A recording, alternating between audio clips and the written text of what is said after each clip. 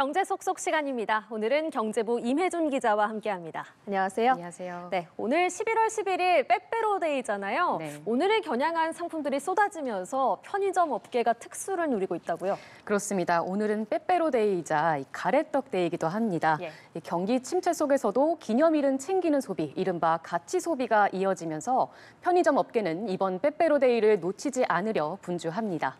지난해 편의점들의 빼빼로데이 관련 매출을 보면 행사 기간 관련 상품 매출이 전년보다 많게는 40% 가까이 늘었습니다. 특히 아침에 출근하면서 또 등교하면서 사는 분들 많잖아요. 네. 빼빼로데이 당일 매출은 더욱 급증했습니다. 올해도 각 편의점이 개성 있는 상품들을 내놨습니다. 포켓몬의 인기 캐릭터죠. 이 메타몽 시리즈와 1020 여성 팬층이 두터운 버터베어 캐릭터를 담은 굿즈, 그리고 스트레이키즈 등 K-팝 아이돌과의 협업 상품도 선보이면서 경쟁이 치열합니다. 네, 빼빼로데이가 이제는 이렇게 익숙해졌는데요. 언제부터 시작된 건지 궁금해요. 네, 저도 예전엔 그냥 기념일로만 알았는데요. 이 빼빼로데이의 시작은 1990년대 부산과 영남 지역 여학생들 사이에서 시작됐다고 합니다. 네. 빼빼로처럼 날씬해지자면서 서로 과자를 주고받은 게 계기가 됐고요. 네. 입소문이 퍼지면서 11월 11일이면 빼빼로가 불티나게 팔렸다고 합니다. 이게 본사에 보고가 되면서 본격적으로 회사 차원의 마케팅으로 이어졌어요. 결국 소비자가 만든 트렌드를 업계가 키워서 전국적인 기념일이 된 셈입니다. 그렇군요. 또 이날은 가래떡데이로 알려져 있잖아요. 11월 11일은 사실 법으로 정한 농업인의 날이기도 한데요.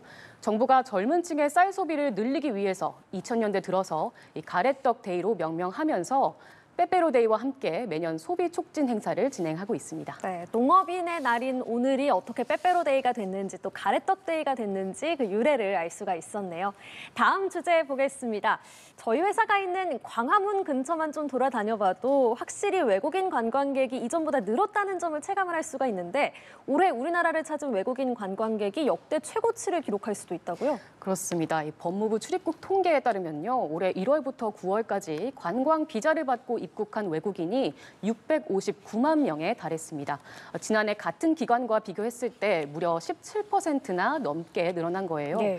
올해는 매달 50만 명 넘게 꾸준히 한국을 찾았고 특히 여름철인 7월부터 9월까지는 3개월 연속 80만 명 넘게 방문을 했는데 통계 집계 이래 처음 있는 일이었습니다.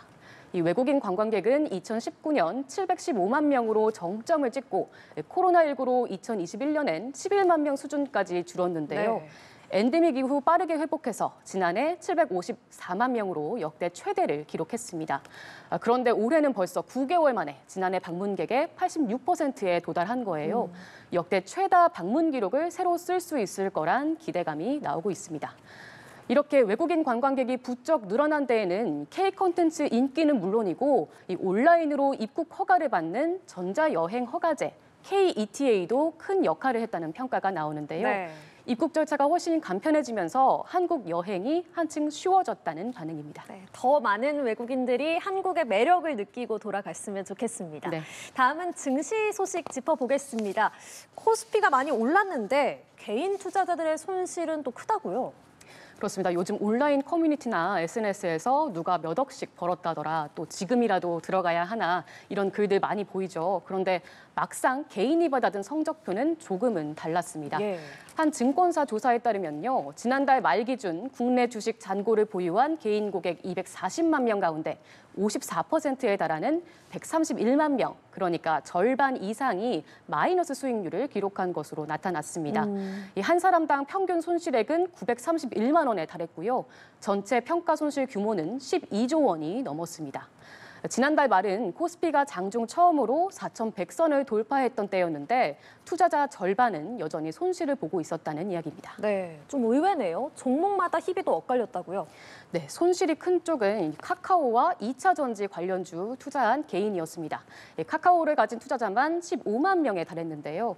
카카오는 지난 2021년 16만 원대였지만 현재는 6만 원대에 머물고 있습니다.